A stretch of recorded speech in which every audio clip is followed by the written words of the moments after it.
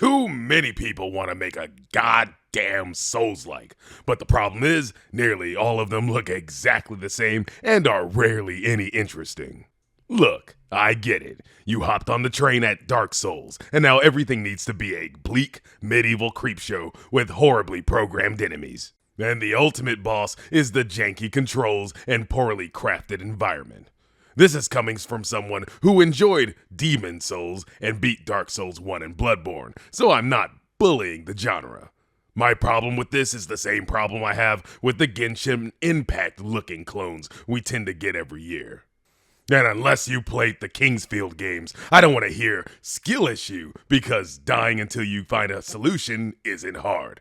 You've been doing it before you crawled out of your caves. It's called adaptation, and you should thank your human ancestors for it. With that being said, despite all of my complaining, I am happy to report that Blades of Fire is not a Souls-like and makes me very happy. So when I say Souls-like in this case, it's not really dark and depressing. It's not overly difficult for the sake of it, and it's following a coherent storyline that seems easy to follow.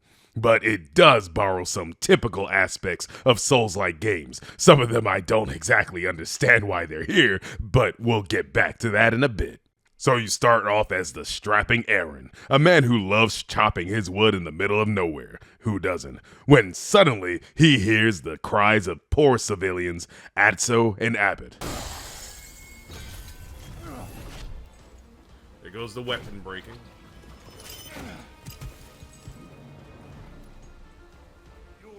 He kills a few soldiers and rushes to their sides to save them, but for some reason, the old guy is standing way too close and... Damn. Why are you guys so close? Yeah, come on, you what the fuck?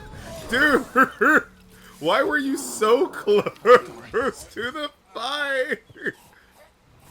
Oh my god. Yes, you are dying.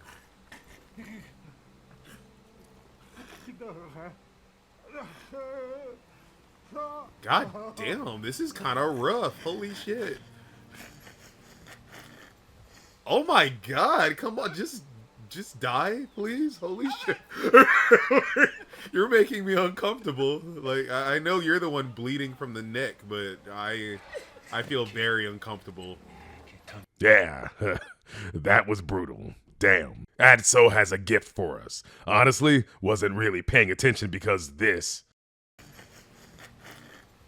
Oh my god, come on, just die. Was burned into my brain. But when I came back, we were in another world with 3 gods wanting to watch me pound some metal. After learning to make a weapon, we burned down our house to go on adventuring. And to kill the queen along the way, you know, just for fun. Yeah, and that's pretty much it. So let's get into how we kill people. So you have a move button. No shit. No jumping, and you attack with the face buttons on the controller.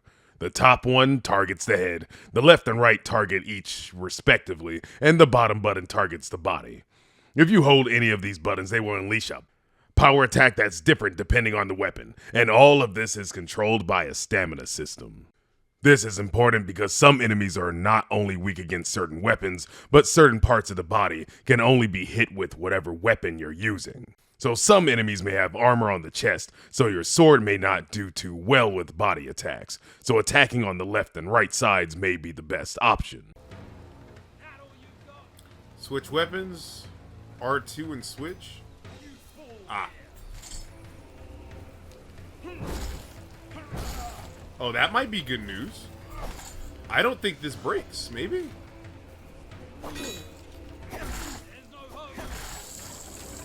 Damn.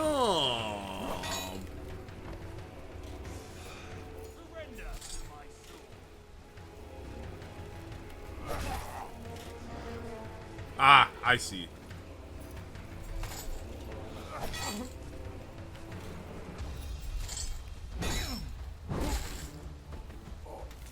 Okay. Combat pretty fun. Or at least I really like how it feels, right?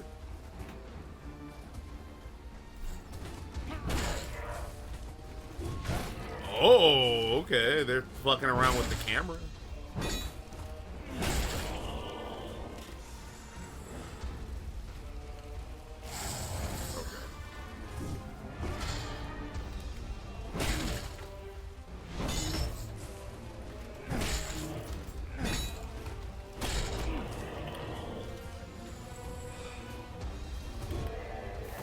Okay, that looked very precise, right? Ah. I see. Different armor for different weapons for different things. I can't see exactly where it means that. But obviously, like, this is meant to take out his fucking thing, right? Weapons also have alternative striking animations. The sword has slashing and stabbing focused modes. This is very important because in an environment in a close space, stabbing might be the best option, along with thinking about enemy weak points. Your weapon also can degrade and eventually break, so if you stab a lot, only the slashing ends will be useful till eventually it needs to be repaired. Because of this, you need a lot of weapons, and that's when the forge comes in. So the forge is equally tedious and incredibly fun, and represents the player's skill as they move forward. You see, this gauge comes up, and you need to strike the steel and have it line up with the shape of the weapon, which you get through diagrams defeating enemies. When you do this, you're well rewarded. This cute little star system that represents how many times you can repair the weapon before tossing it. This was frustrating and a bit confusing at first, but it felt that was a good thing. As we began to figure out how it works, not only did our speed increase with forging the weapons, but we got rewarded for it.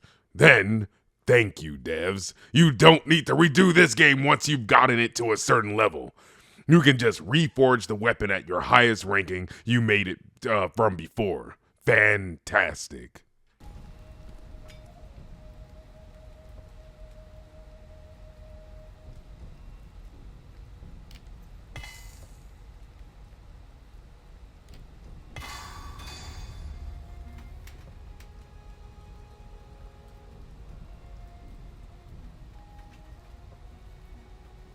There.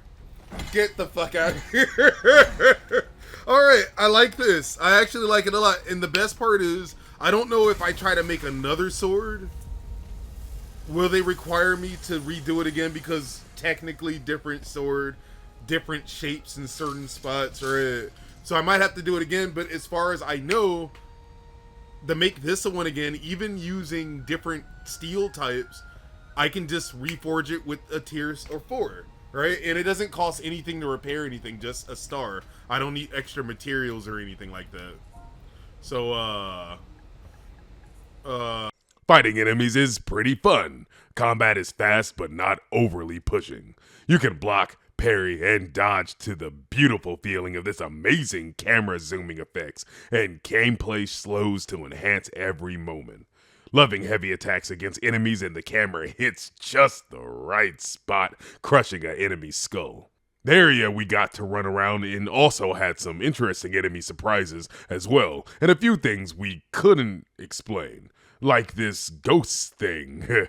Some invisible enemies, a water elemental was pretty cool also. Enemies have been pretty simple, but do enjoy them and the look of this game altogether. Although some things are a little off-putting. I'm loving the aesthetic, but couldn't get over their massive hands. Even the kid had rock'em boppers slugging around. Going back to the weird Souls-like mechanics, I get the anvil. If I could make weapons anywhere and anytime, then the weapon-breaking system would be pointless. But then I'm not exactly understanding why, when we die, our weapons get left behind. I'm assuming if we die, we lose it, but that's it.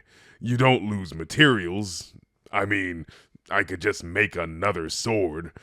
So, unless there's a deeper reason later as to why I'm not sure this is even a thing. Sometimes movement felt a bit off and weapons clashing against poles and walls was a bit annoying, but fun to get used to and wasn't a game breaker. Thought it really enhanced the need for different weapons for many different situations, not just for enemy weaknesses, but your environment. This game overall was pretty enjoyable. I would consider it getting later, but right now I got other stuff on my plate. But I would recommend people giving this demo a try. Thanks for joining us, and until our next review.